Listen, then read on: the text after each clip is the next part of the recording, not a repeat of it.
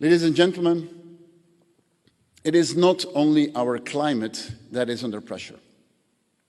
Our liberal democracy is challenged as well. What used to be self-evident 10 years ago is no longer today. When I was a teenager, when the Iron Curtain came down, liberal democracy was something people worldwide aspired for, admired us for.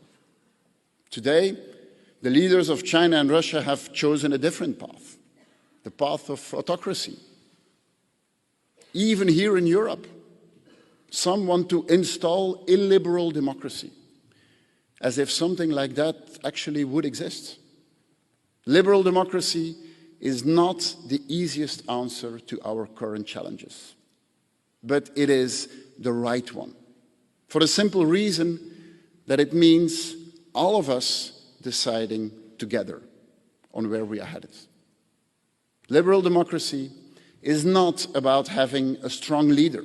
It is about strong leadership. It is my deep conviction that strong leadership is based on diversity and on inclusion. Liberal democracy is as much about protecting minorities, protecting diversity, as it is about the power of majority. Otherwise, you will end up with John Stuart Mill's warning, the tyranny of the majority over the minority. This tyranny is exactly what is popping up in Europe today. Governments attacking the free press, denigrating Muslims and immigrants, denying fundamental rights to women and to LGBTI people.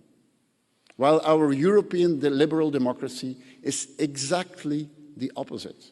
It is about human decency, personal freedom, and allowing people of all walks of life to live their lives freely and come together in one society.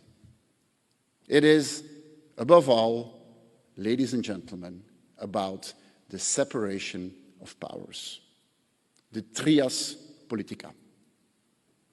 A victory at the ballot box does not mean absolute power.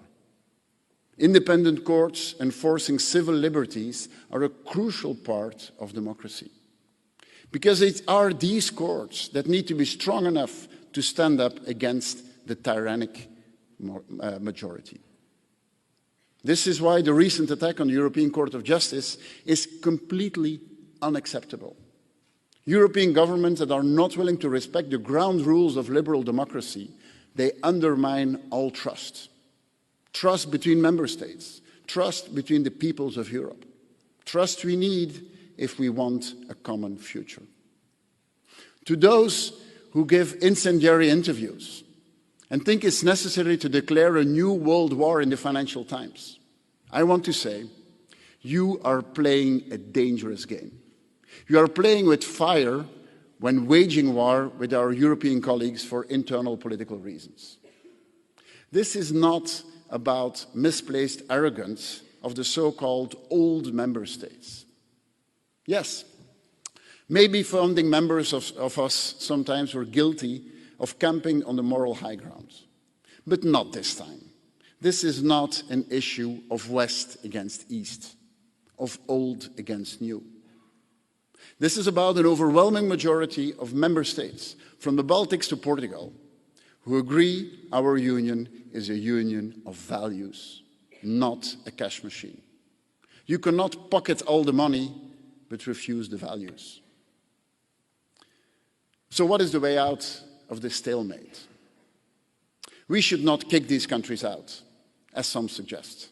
We should call them out. We should not take their bait, but instead, we should listen to the message of 100,000 Polish citizens who took the streets carrying the Polish flag with the European flag, side by side, to refute firebrand tactics, a message President von der Leyen understood very well. That is why she is considering an infringement procedure and preparing the use of the rule of law conditionality. We are all awaiting the ruling of the European Court of Justice on the instrument of conditionality. But make no mistake, the European Council should not let the European Court of Justice fight this fight on its own. We should avoid past mistakes and not leave it to the Court of Justice to solve this crisis on its own, just as we left it to the ECB to clean up the sovereign debt crisis on its own.